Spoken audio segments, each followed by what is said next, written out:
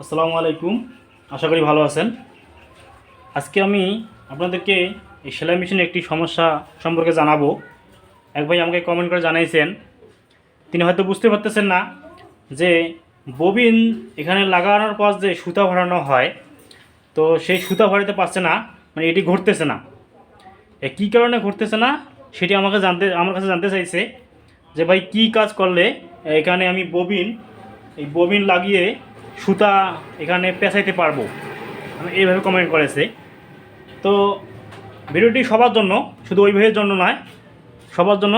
কারণ এই আজকের ভিডিওটি যদি কেউ দেখেন যারা নতুন তাদের অনেক হেল্পফুল হবে ভিডিওটি।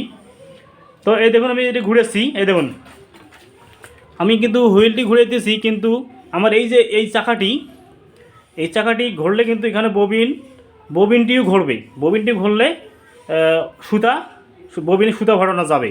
কিন্তু দেখা যাচ্ছে যে আমার এই যে হুইল ঘুরতেছে, কিন্তু আমি এই হুইলের সাথে যে পার্টসটি লাগানো আছে বা ববিনে সুতা ভরানো যে পার্টসটি লাগানো আছে, সেই চাকাটি কিন্তু এর ছোটো চাকাটি কিন্তু ঘুরতেছে না। এখন এই ছোটো চাকাটি ঘুরলে কিন্তু ববিনে সুতা ভরানো যাবে। এখন ছোটো চাকাটি ঘোরার জন্য কি করতে হবে, কোন কাজ করলে এই ছোটো চাকাটি ঘুরবে, সেই বিষয়ে আজকে আমি আপনাদেরকে জানাইতেছি।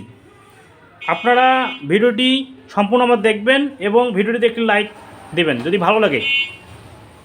আর যদি আমার ভিডিওগুলো আর অন্যান্য ভিডিও দেখে যদি আমার ভালো লাগে, আমার কথাগুলো ভালো লাগে, তাহলে অবশ্যই চ্যানেলটিকে সাবস্ক্রাইব করে বেল আইকন বাজিয়ে দেবেন।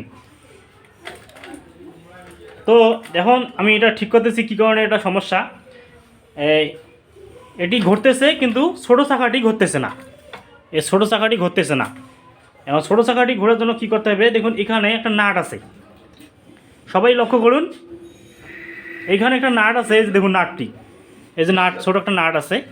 তো নাটটি যদি আমরা এখানে ঢিল আছে, নাট যদি ঢিল থাকে, এই দেখুন কত নাটটা লুজ। নাট যদি ঢিলে থাকে তাহলে কিন্তু এখানে প্রেশার পড়বে না। এখানে একটা প্রেশার আছে, দেখুন এখানে কিন্তু নামানো আছে, এই যে পুরো নামানো আছে, কিন্তু ঘুরতেছে না। এই যে পুরা নামানো আছে, ঘুরতেছে না। এখন এখানে কি কাজ করলে আমাদের এটা ঘুরবে সেটা আমি বলতেছি।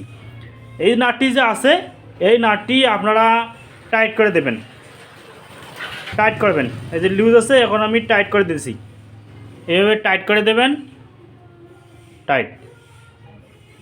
আচ্ছা দেখুন এখন বেশি হয়ে গেছে, এখন নাটটি এমন টাইট দিয়েছি, এরকম বেশি হয়ে গেছে, নামাইতেছি কিন্তু নামতেছে না। এই যে নামতেছে না, দেখুন এটা দেখুন অনেক সমস্যা।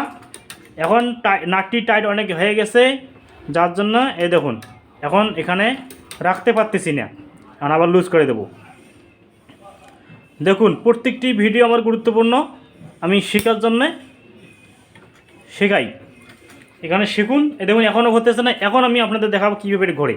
আস্তে আস্তে টাইট দেবেন, দেখুন ঘুরতেছে না, দেখুন ঘুরতেছে না, এখনও কিন্তু ঘুরতেছে না। আর একটু টাইট দেবো, এই দেখুন আর একটু টাইট দেবো, এখন দেখুন ঘুরবে। এই দেখুন এখন দেখুন ঘোরে না, দেখুন ঘুরতেছে কিন্তু, এই যে ঘুরতেছে।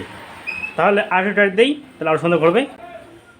তাহলে এখানে ঘটনা হলো যে এই নাটটি এমনভাবে টাইট দিতে হবে যাতে বেশি টাইট নিলে এটি এখানে এরকম করে বসে থাকবে না। বেশি টাইট দিলে এরকম বসে থাকবে না। আর যদি কম টাইট দেই, কম টাইট দেই, তাহলে এটি চাকা আবার ঘুরবে না। এই নাটটি বা এই ছোটো চাকাটি এই হুইলের চাকার সঙ্গে অ্যাডজাস্ট